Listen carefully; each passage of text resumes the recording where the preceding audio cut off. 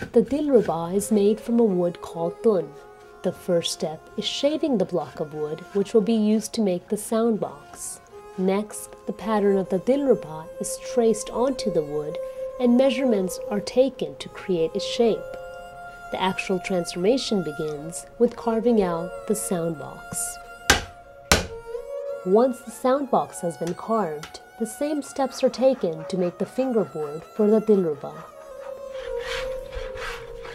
Initially, before any work can be done on the wood, it must be seasoned for 5 to 6 years. The wood needs to dry out gradually, therefore it is stored away in a cool room. During the seasoning process, the craftsman does some minor work on the wood. However, it's only after years of seasoning that the wood is ready to take its form.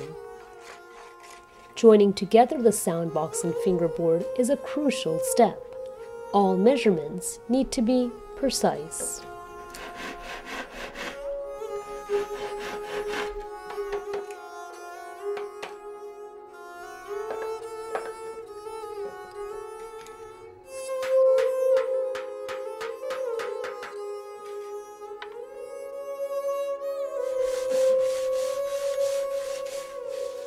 The Dilruba must be sanded before adding the finishing touches. The surface needs to be smooth in order for the wood to be properly polished.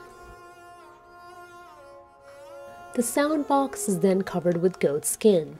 Like the tun wood, the goat skin must also go through a treatment process before it is attached onto the sound box. Last but not least, the stringing and placement of the frets takes place. The frets, which are adjustable, must be measured and properly placed, so when playing the Dilruba, the hand can easily glide along the fingerboard. The process to make most of the string instruments is similar. It takes nearly a month to complete one piece. Here you see the different steps that are taken to make a sarangi. The sarangi, which is made out of a single block of wood, is seasoned, shaped, and refined just like the Dilruba.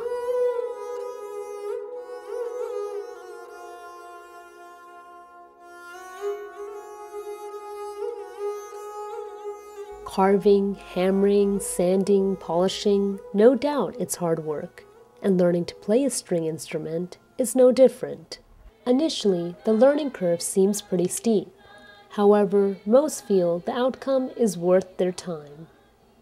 We all go through phases where we listen to different types of music. I mean, I've certainly not always listened to Gurmat Sangeet, but when they do find it, if they're lucky enough to find Gurmat Sangeet, I would just say that it just helps you spiritually. It's the backbone of my day, of my life basically. It's my support, and I would say that's what Gurmat Sangeet could give to you. Yeah, you can however it feels comfortable. You can either use it. So anytime I go to camps, or I actually just do correspondence over the phone with kids who live in remote areas, we just kind of play around. The kids who usually do pick up the little half-string experience, so it helps just for their own sake, but otherwise it really doesn't matter. It's fun teaching them, especially knowing that this is a dying art form and now being revived in the younger generations. It's really exciting to see that they're progressing with it. My dad plays Dilruba and my mum plays sarangi. I want to learn the sarangi. From what it sounds like, restoring the traditions of Gurmat Sangeet is already in progress.